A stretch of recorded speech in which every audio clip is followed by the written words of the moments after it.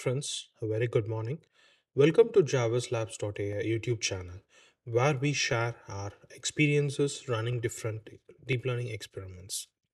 In this video, we are going to talk about how deep learning pipeline is going to look in 2021 and in the coming years. To do this, we have picked up four different tools or frameworks. Primarily PyTorch, one of the most popular deep learning frameworks available today. Second one is PyTorch Lightning. It's a wrapper around PyTorch or on top of PyTorch that makes a lot of advanced things in PyTorch a lot easier. Like when you want to run on multiple GPUs, when you want to run on multiple nodes, when you want to do things like mixed precision, gradient clipping, checkpoint, and much more. The third thing is WAN-DB or weights and biases, which is one of my favorite tool. It lets me monitor, capture all the metrics starting from system information to my model custom metrics in a UI interface so that I don't need to worry about whether my Jupyter notebook is running or my VS Code is running. I can just run it in the backend and I can just monitor all the metrics from my mobile phone or from a laptop anywhere. That's an amazing feature to have for anyone who started doing deep learning 2 years, 3 years back, which used to be very difficult back then, unless until you build your own custom pipeline. The fourth one is Hydra.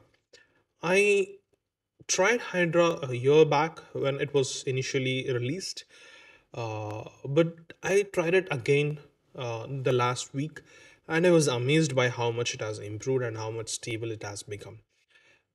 It lets you do a lot of configuration management in your code. If you look at any standard deep learning code, you would see that there is a lot of arguments that you have to pass from the command line, that you want to do multiple experiments, and that comes with a lot of boilerplate code. And you want to run a lot of different experiments. And particularly when you do multi GPU or multi node, you realize that you cannot have a k-fold or ensemble kind of models inside your code. So what you generally do is you kind of fall back to something called shell scripting or some kind of scheduler which does that for you, right? Hydra kind of promises you to help solve these problems. It helps you to run multiple experiments. You just tell what configuration you want, what hyperparameters you want to run with, and Hydra lets you do all the experiments, right? So with all these tools, we're going to look at how the deep learning pipeline is going to evolve in 2021. We are also going to look at one of my earlier blogs, which I wrote in 2017, back when PyTorch just got released, how things were to appreciate what these tools actually help us to do. And we will also look at how a large company like Facebook decided to integrate these tools into their stack, except for weights and biases. They are going to integrate PyTorch Lightning and Hydra with their existing PyTorch projects. How they're going to do it and why they're going to do it, we'll look into that. We'll look into their announcement on how they're going to integrate all these things. Now let's look into each of these in more detail. Facebook recently announced that they're going to integrate PyTorch Lightning and Hydra with their existing PyTorch deep learning projects. The article explains a lot of challenges that they face with the current approach of building their own training loops and configuration loops, and why they plan to use PyTorch Lightning or Hydra. I want to break the problems that they mention to make us understand how it is relevant to us and why we may also have to integrate these things in our pipelines. Right. Let's look at any large organization or a mid-level organization. Any of these organizations will have problems in different domains. Some may have problems in computer vision, some of the teams may have problems in NLP, and some may have in structured data. What usually happens, since the field of deep learning is very nascent, is each of these team implements their own training loop. What is a training loop? A training loop is where a lot of things happen, like pushing a tensor to CUDA, that is a GPU, or taking it out of GPU, handling single GPU, handling multiple GPU, handling multiple nodes. You want to train on 100 GPU, 100 nodes with each containing 8 GPUs, right? or you want to handle mixed precision, or you want to do something like gradient clipping. You want to do a lot of things, right? So each team has to implement all of these things by themselves. Since each team has their own implementation, and a successful implementation for one particular domain or for one set of projects is very hard to replicate it in a different domain or for a different example. This makes very challenging for teams to innovate further. So Facebook also had a similar problem. Let's look at where Facebook architecture stands today. So as of today, Facebook has primarily three open source projects. One is Classy Vision, FastSequence, and PyTorch. These are like different teams in your company, right? So Classy Vision has their own trainer and config. FastSequence also has their own trainer and config, and PyText also has trainer and config. PyText is for the NLP, FastSequence is for mission translation, and Classy Vision is for computer vision. The problem now is any of the implementation that is done in PyText trainer has to exist alone. So let's say this team has worked for 3 to 4 months to implement a multi-node implementation. Uh, they other teams like FastSequence or Classivision cannot take advantage of this, which is kind of bad, right? Which used to happen in software engineering space a few years back.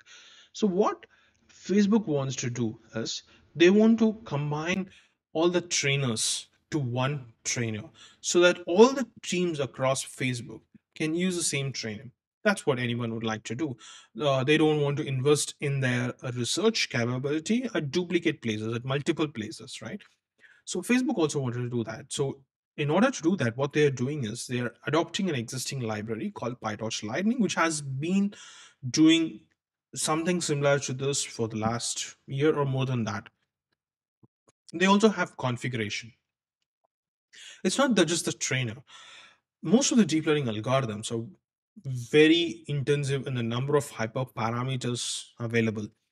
So what happens is when training, you end up choosing different hyperparameters. You end up experimenting different combinations of hyperparameters. So to do that, you have to make the program in a particular way so that it becomes a lot easier. So over a period of time, a lot of different teams built their own configuration management system. So again, the challenge is each team has to innovate, right? So to solve this problem, what Facebook did is they decided to integrate with a tool called Hydra, which is a configuration management tool. So if you're a company or if you're a researcher, this problems that I spoke, if you're a researcher, you can imagine how you build some of these solutions for probably a particular Kaggle competition or for one of your hobby project or for one of your startup, and how you are not able to use it in a different project, how you may have to re-implement it because you decided to implement a different trainer, or there was already a training system in place when you join the particular team or when you join the particular project, right? So it is very relevant even for researchers. By now it is clear what large companies and deep learning researchers gain out of adopting tools like PyTorch Lightning and Hydra, right? So let's look at, or let's compare two different set of decisions that I made when I wrote a blog back in 2017 on transfer learning using PyTorch, and when I open sourced recently, a few weeks back, a solution for an ongoing Kaggle competition called Cassava.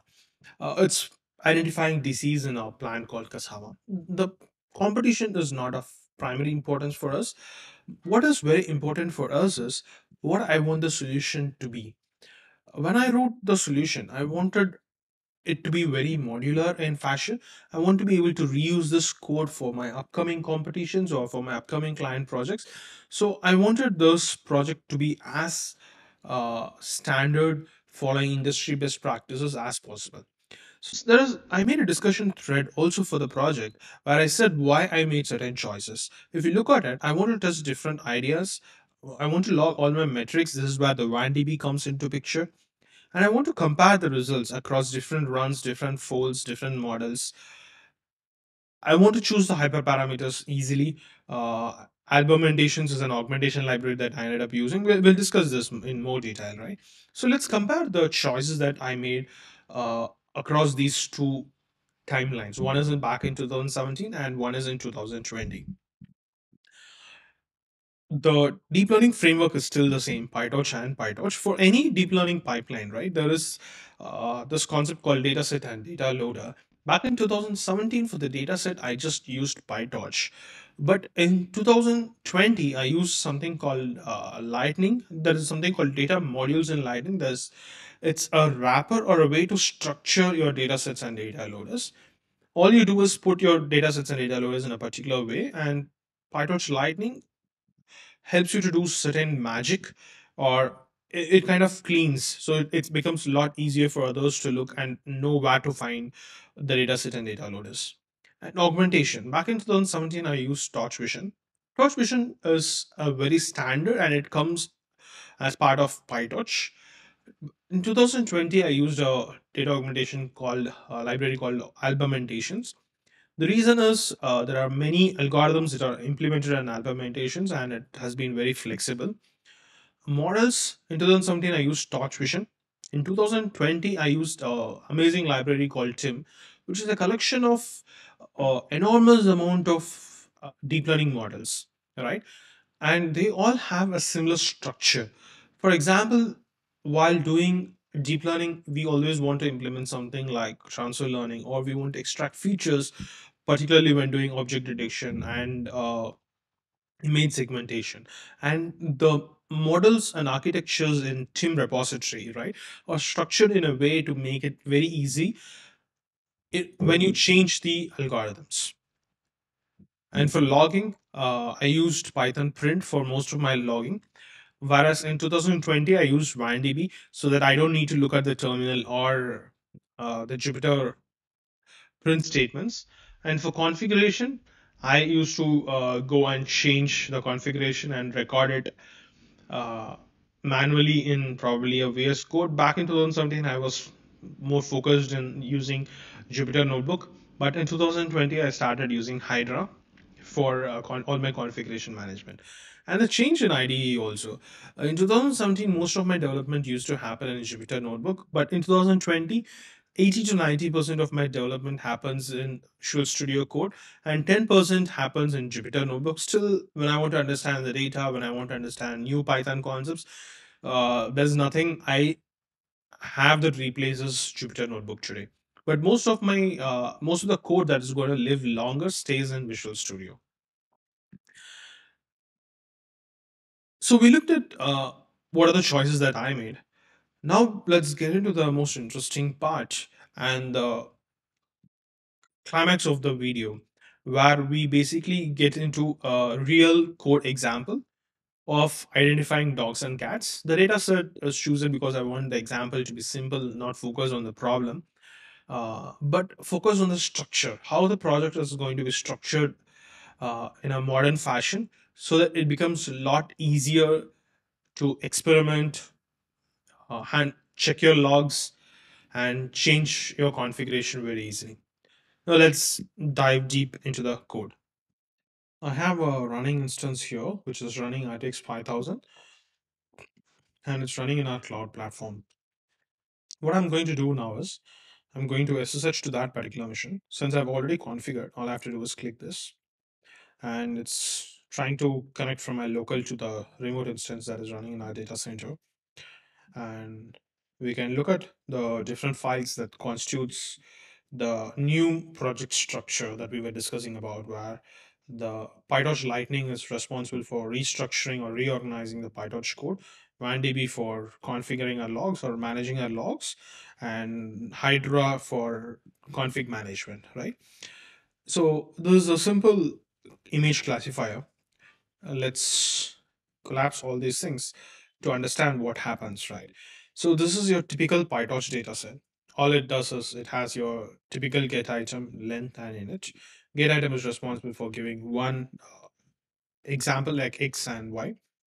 While what is new is the dogs and cats dog module. Okay, sorry, it's a data module. So here we have three important functions. One is prepare data, train data loader, valid data loader. In train data loader, we create a data loader, and validation data loader, we create validation data. We look into what exactly happens in the function. What is happening interesting is the prepare data, right? We would have had a separate script, or it would generally lie in a separate Jupyter notebook where we would have had the entire preparation steps, like how do you create the validation step, or how do you clean your data. You want to remove some of the images from the training data, right? All that data goes into the preparing data step. In this example, what we are doing is we are reading all the images from the directory, and we are creating a k fold, and then we are setting it as train files and validation files. Nothing complex that going on. What is important is how we structure the entire code. Prepare data is where all your preparation of your data goes into. And then this train data loader, it's just a way that PyTorch Lightning wants you to put your code. So inside the train data loader, all we do is we return us data loader, which comes to your trainer as a your train data loader. And the same thing you do with validation. If you have a test data loader, then you implement that. Okay, so that's what happens in your data, right? Then another important thing is augmentation. We use augmentation. Augmentation has got a different data augmentation. Here I've just shown how to do simple. To understand what all complicated algorithms it has. It has things like you can add rain to an image, add fog, add shadow, add snow, sunfire, and there are a huge set of data augmentation techniques that you can apply. Here, what we are doing is we want a different augmentation while training and a different augmentation while doing your validation. And sometimes you want to do a TTA where you apply a combination of different augmentation. So you have a separate transformation for TTA. So all this thing lies in your augmentation file. Then the most important thing is your lightning.py, which is something like your main.py where a lot of important things happen, right? Here in the main thing, we have one important function called lightning module. We have a class which imports your lightning module, which is pretty similar to PyTorch model, except that we have to define also steps like forward, your training step, validation step. Instead of writing the entire training loop, where you say you want to loop through a batch, and then you want to say every batch you put it into a GPU, then you pass it through a model, you take the output, then you pass it through a loss function, then you say optimizer dot step, and then you say scheduler dot step. You reorganize this into some particular steps. What are the steps? First is initialization, where you kind of initialize all the models and other things. There's something interesting going on here. Let me get back to it in a minute. The forward function, all you say is self.model of x. Model is you have a new model there. You can say you want a ResNet model or some other model. And then you have a training step. What happens in training step? In general, PyTorch, in pure PyTorch, what you do is you take a batch, put it in GPU, then take that and put it in a put it for pass it through a model, then take that and pass it through a loss function or something, right? The same thing happens. We are given a batch by PyTorch Lightning, basically take care of the iteration part of it. We pass it through a model. Whatever reshaping you want to do, you may end up doing it here, and then you pass it through a loss function. Okay, this is what the logging I talk about, or the logging I was talking about. PyTorch Lightning also handles logging. So what it does is you all you have to do is self.log, and then you say what argument you want to log. In this case, I'm logging train loss, and then I say progress bar is equal to true. Once we do that, we can configure whichever logging framework that you want to use. Let's say you're comfortable using TensorBoard, right? Then you can say I want a TensorBoard. In this example, I want to use WAN-DB, so I just say WAN-DB. We don't need to change any of these logging approaches. So this code remains same. And you there are other options like whether you want to log per step or per epoch. Those different options are available inside the self.log functionality. So here we also define the validation step. If there's a test, also we do a test step also. Here we don't have it, so we don't do that.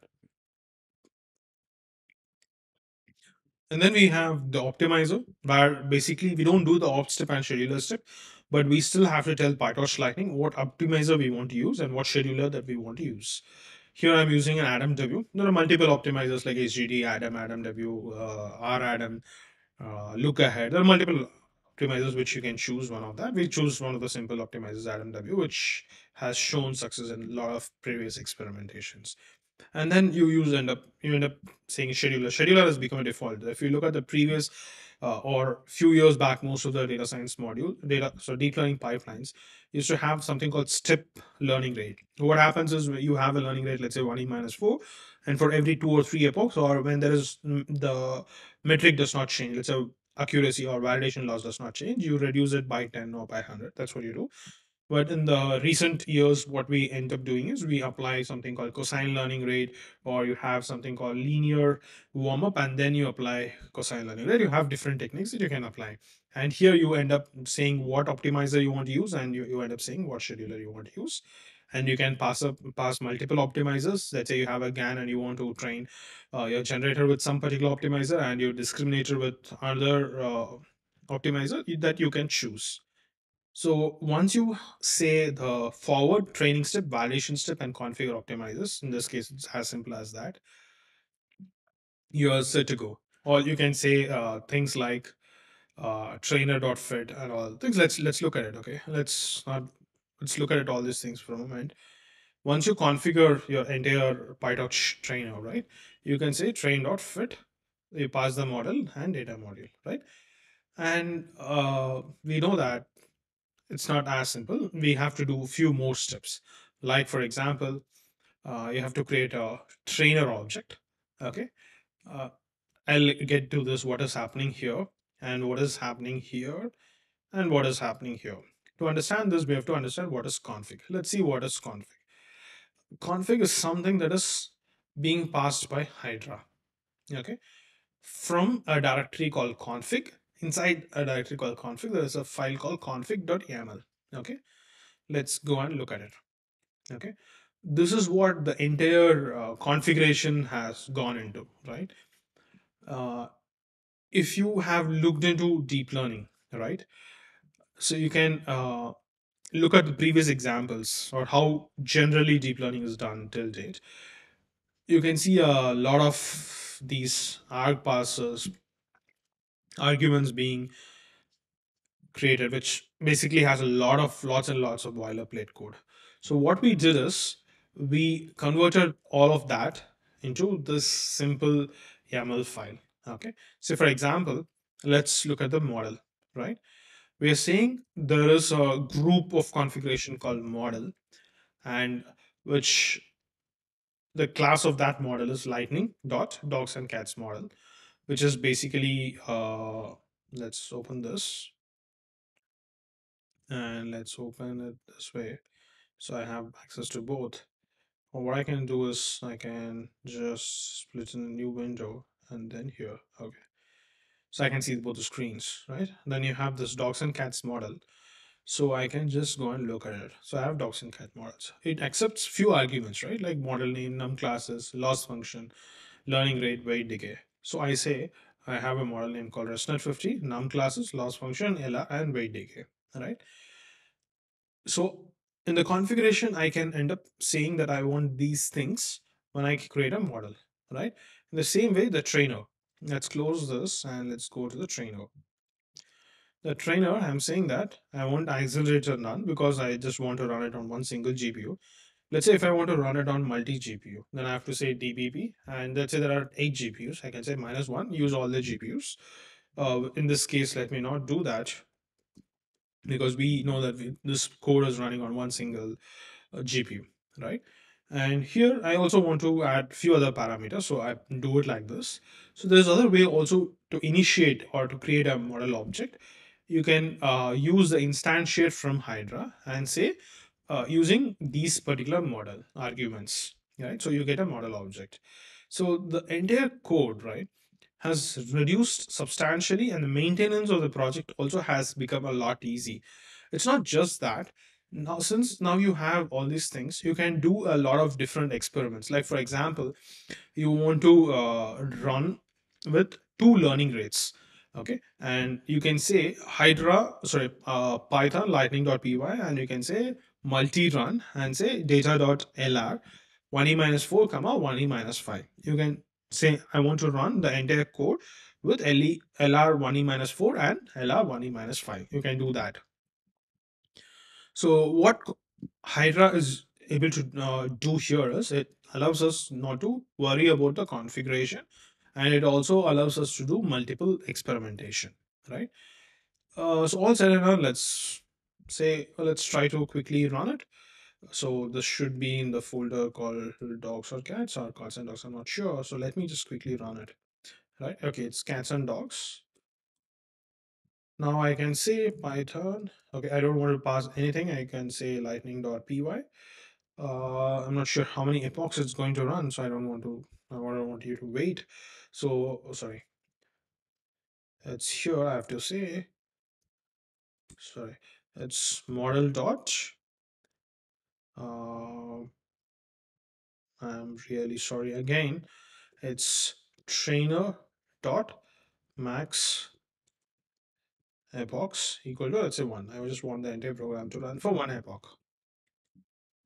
So now I already have this, and I'm saying just run the entire model for 1 epoch.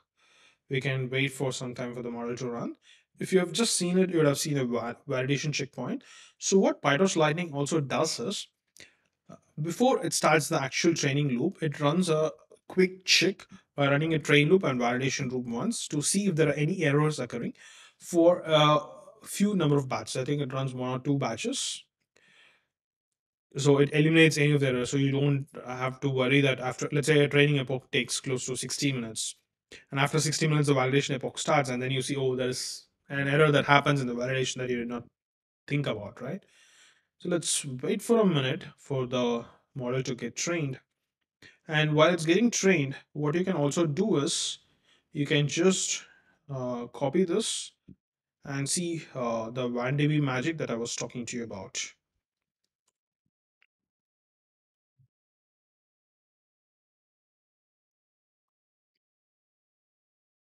Okay, you can see how the train loss is working, and then you can also look at some of the system things, right? How much your CPU is being utilized. There's not much utilization happening. You can also look at the GPU utilization, okay, and the GPU temperature. You can also look at when you're running multi GPU, right? You don't want your GPUs to run at a very high temperature, which can actually affect the performance. You can look at these things from here to understand how things are working, how much electricity your GPU is consuming, and a lot more details. Let's go and look at the charts.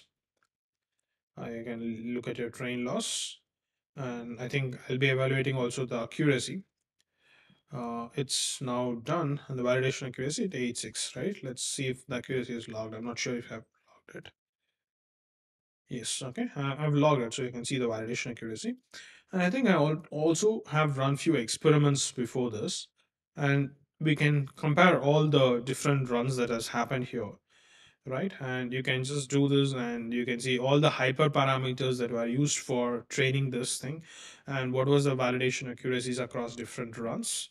So it's I think this is actually cool.